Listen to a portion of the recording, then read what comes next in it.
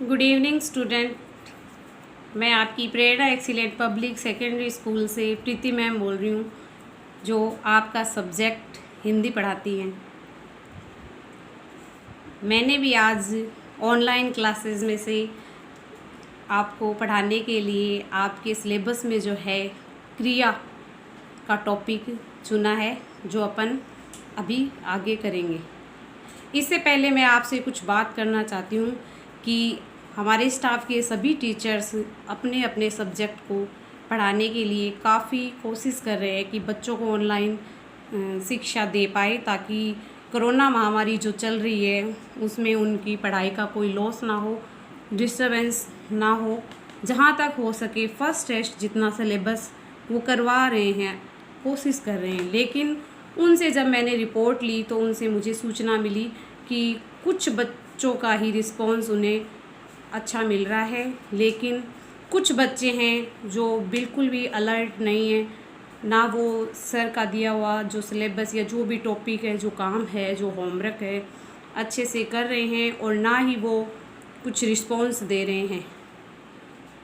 तो टीचर्स जो कोशिश कर रहे हैं उनको घर बैठे ऑनलाइन सुविधा दे रहे हैं कि भाई फर्स्ट टेस्ट तक का उनका सिलेबस हो जाए। आगे पता नहीं कब स्कूल खुले, कब मतलब पढ़ाई शुरू हो, इस महामारी का कुछ पता नहीं है।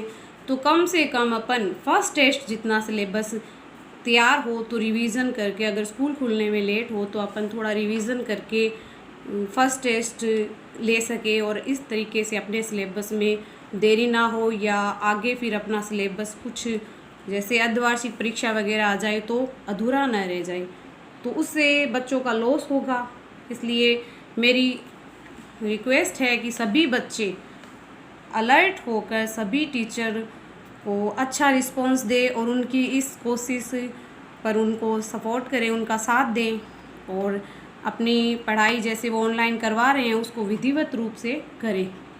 चलो, इसके साथ ही अपन आज हिंदी का टॉपिक क्रिया शुरू करते हैं।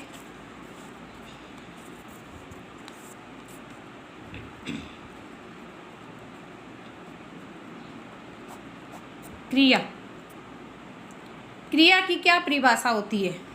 किसी काम का करना या होना पाया जाए उसे क्रिया कहते हैं। तो अपन क्रिया की परिभाषा लिखेंगे।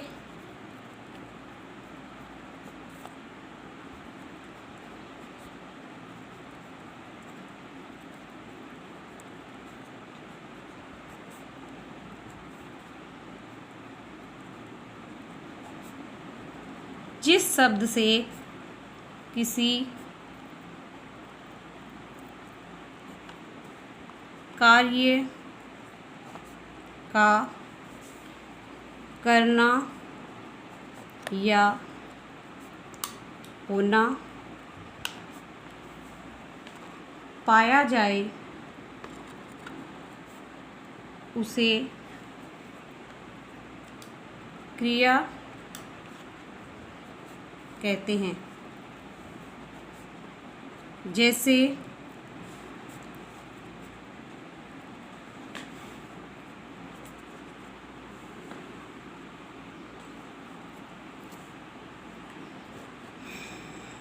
रमेश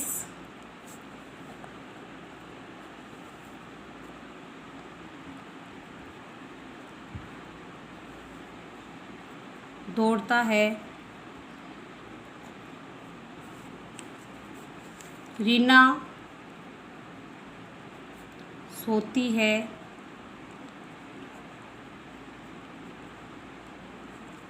बच्चा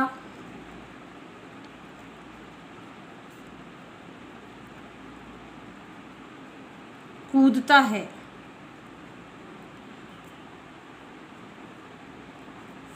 इन वाक्यों में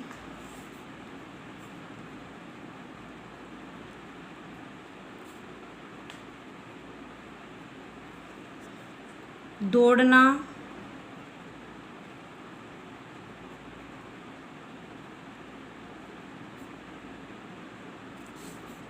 सोती है,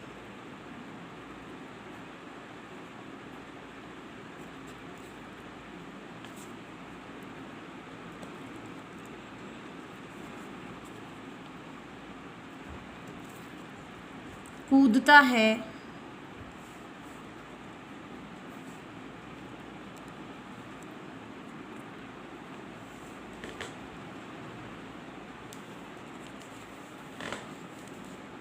क्रिया के बोधक है,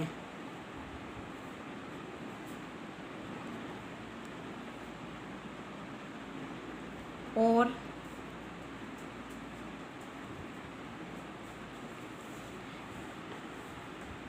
इससे किसी ने किसी कार्य का या कार्य के होने का बोध हो रहा है।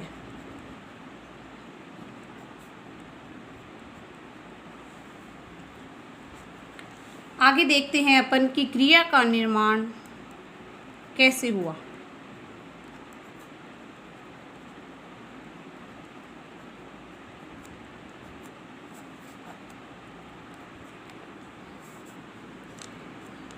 क्रिया का निर्माण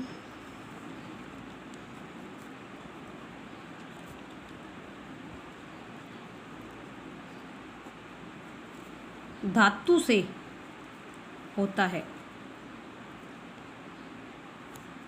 धातु से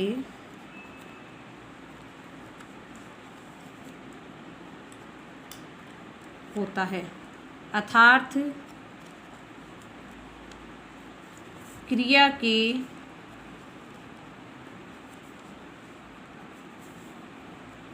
मूल रूप को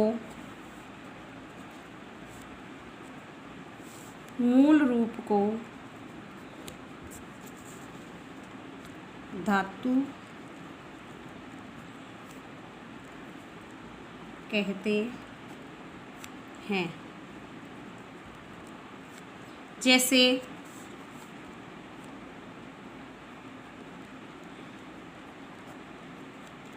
खाना, पीना, पढ़ना,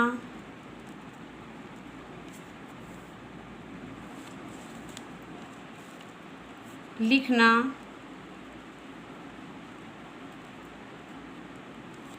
हंसना,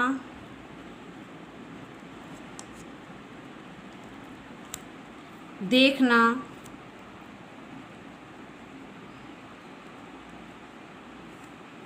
आदि, ये सभी धातुएं हैं।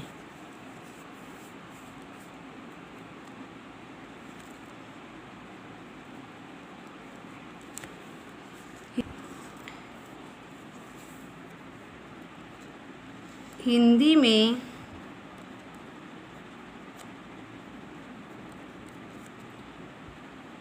धातु में ना प्रत्यय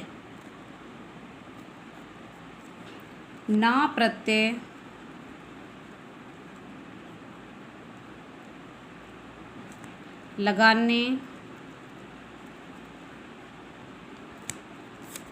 से क्रिया के सामान्य रूप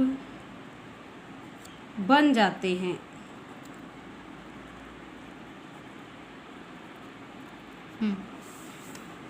जैसे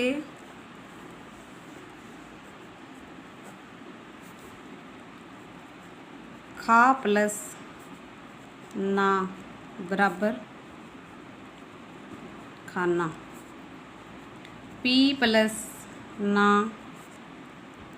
बराबर पीना, पढ़ प्लस ना बराबर पढ़ना, लिख प्लस ना बराबर लिखना, आदि।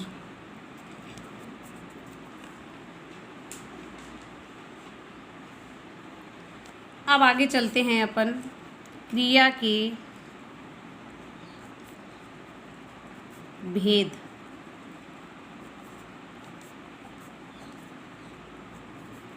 कर्म के आधार पर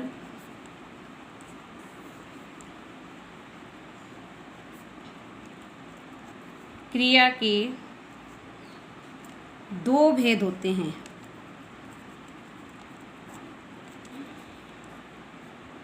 एक होता है अकर्मक, जिसमें कर्म नहीं होता, यानी कि कर्म के बिना।